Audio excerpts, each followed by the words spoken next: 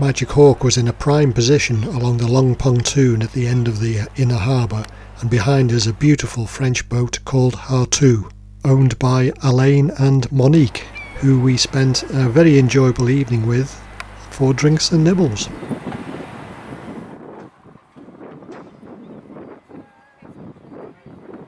There were also lots of friendly people from other marinas around the Clyde. On the way back from a walk one afternoon, we sat on a bench and watched the ferry leave the outer harbour. There are two identical ferries, one called the Butte, the other the Argyle. We watched the skill of the skipper as he drove the boat sideways away from the pier, slowly turned and then left to head across to the mainland. It must be great to be able to drive your boat sideways like that.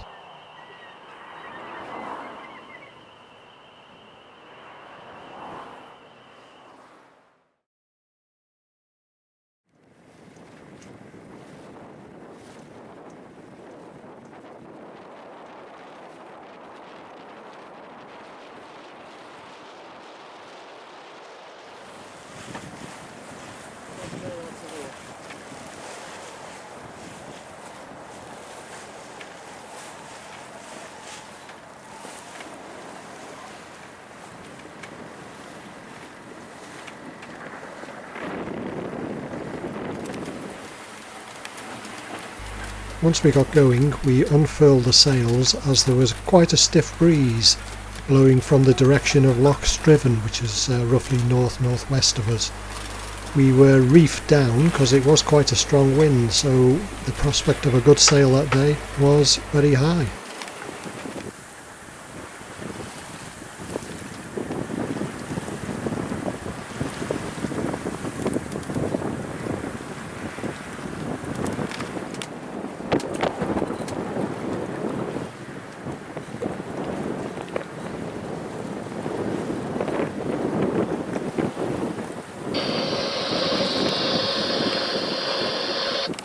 It's Friday the 4th of August. We left Rothesay at around about 10 this morning, and we are on the last leg of our journey now. We're just rounding Toward Point and coming into the Firth of Clyde here. It's a lovely day today. It's blue sky and fluffy clouds, and hopefully we'll get a good beat up the Firth here.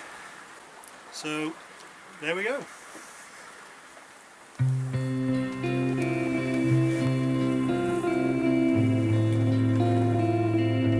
Well, that really good sail only lasted for about another 10 minutes. Then unfortunately the wind lightened right off and turned right on the nose. We did get a good view though of the ferries crossing, that's the Argyle and the Butte, on their respective ways to either the mainland or the Isle of Bute.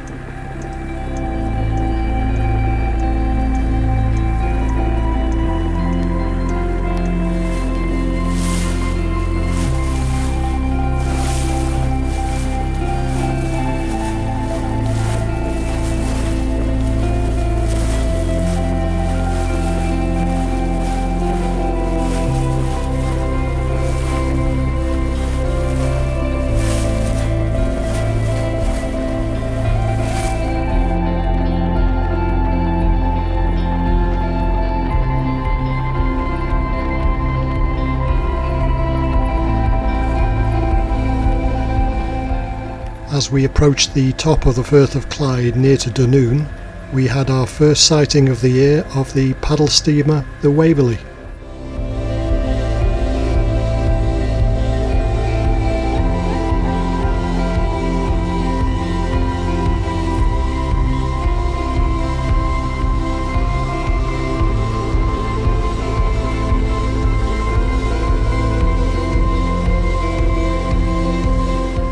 We had almost reached our final destination, which was to be Magic Hawk's new home. If you are familiar with these waters, you will have guessed where it is already, but if not, I'll just keep you in suspense a while longer.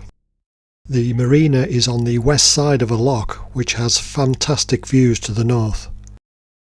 It is generally well sheltered apart from very strong winds from the east, then it does get a little bit more lively.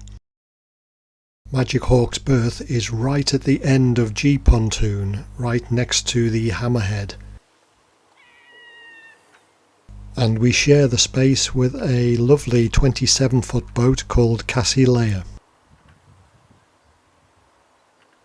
I've managed to improve my reversing skills since being at the marina and have reversed into our space many times now.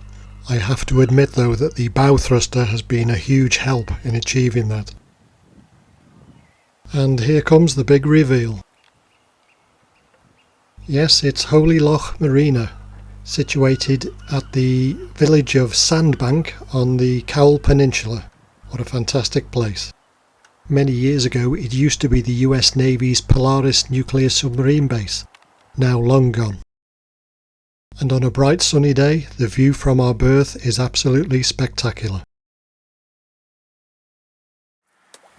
Well, this is our first sail out of Holy Loch since we brought the boat here, and son Mike and daughter-in-law Angie are with us, enjoying a sail down the loch.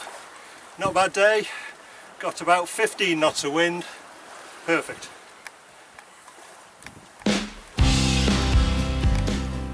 This was Angie's first time out on a sailboat in open water. I think she enjoyed it.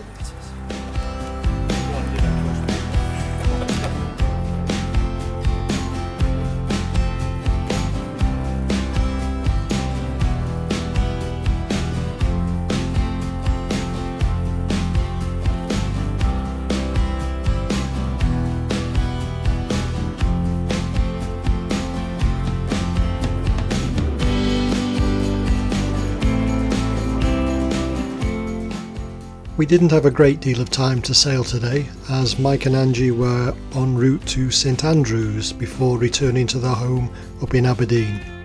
However, we managed to sail out of the loch and towards Loch Long before turning round and motoring back in.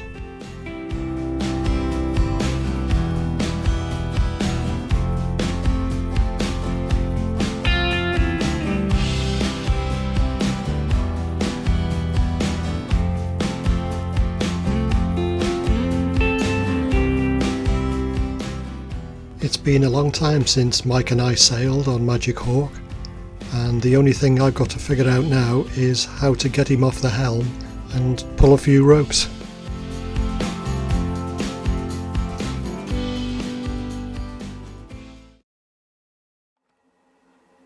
There is always something interesting going on in or around the marina, and one of these things is the logging operation, which operates from the huge pier left behind by the US Navy. All of the logs are stacked onto the pier and they are loaded by a huge machine called a multi-docker onto ships and then taken around the Irish Sea and beyond. The closest town to Holy Loch Marina is at Dunoon. The seafront is lovely and there are some really grand houses with long sweeping gardens that go all the way down to the promenade. It has quickly become one of our favourite places in the area. A little closer to the marina is the monument at Ardnah Dam, which is well within walking distance. The local sailing club is well supported and there are many boats out on a Wednesday night for club racing. You can probably hear the noise of the multi-docker in the background loading logs. You don't actually notice it after a while, and it's just part of life at the marina.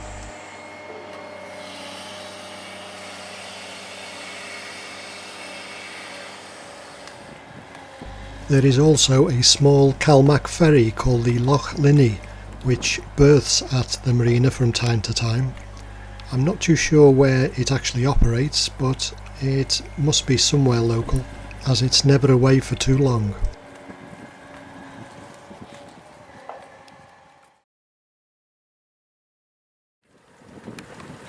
After returning to North Wales for a while to make sure the house was still okay and mow the lawns, etc. We returned to Scotland and we had a couple of days good weather in which to get out to explore the top of the Clyde. The first thing we came across was this naval vessel coming out of Loch.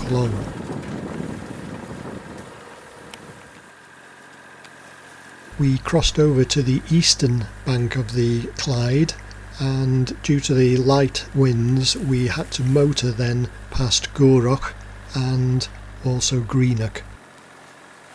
It was our intention to enter the River Clyde proper, but before we could do that we had to call estuary control to get permission to enter and also give them our destination.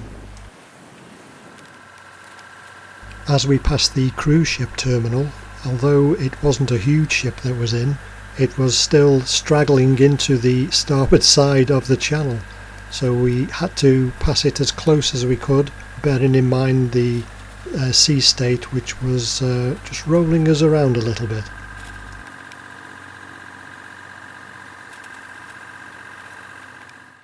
Our destination was the James Watt Dock Marina in Greenock.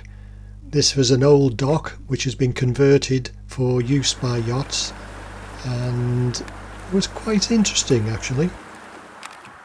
The docks themselves were just long thin rectangles, but the facilities were very, very good. There were lots of motorhomes parked in the space between the two docks, and we were overlooked by wee Nancy.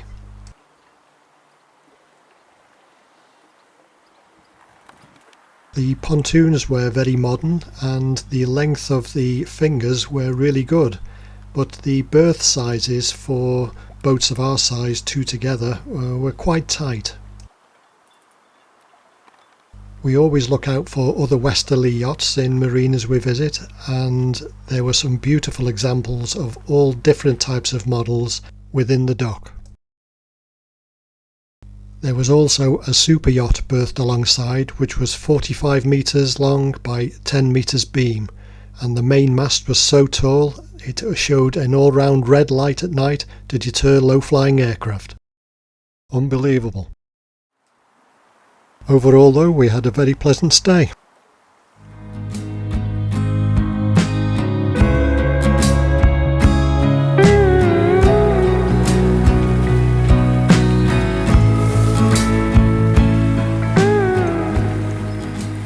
As we were leaving the James Watt Dock Marina, we radioed the Clyde Estuary Control for permission to re-enter the channel and to tell them we were going to exit and go back over to Holy Loch. You can see just ahead of us a yellow special buoy which you need to leave to starboard on the way out and port on the way in, as it guards a shallow patch to the entrance of the dock.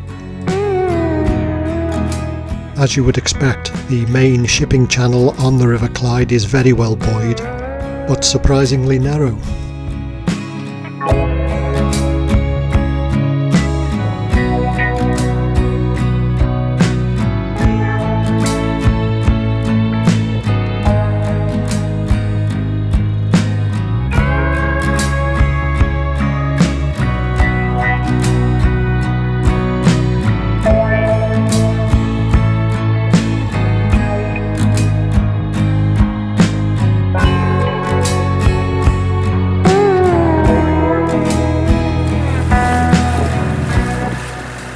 We're all fended and roped up now, ready to go back into the marina.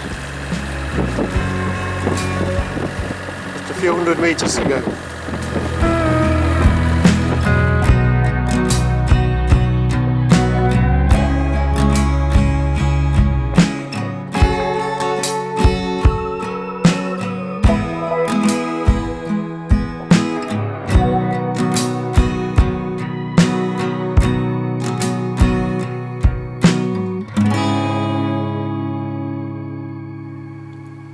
If you want to come to Scotland to see scenery as beautiful as this,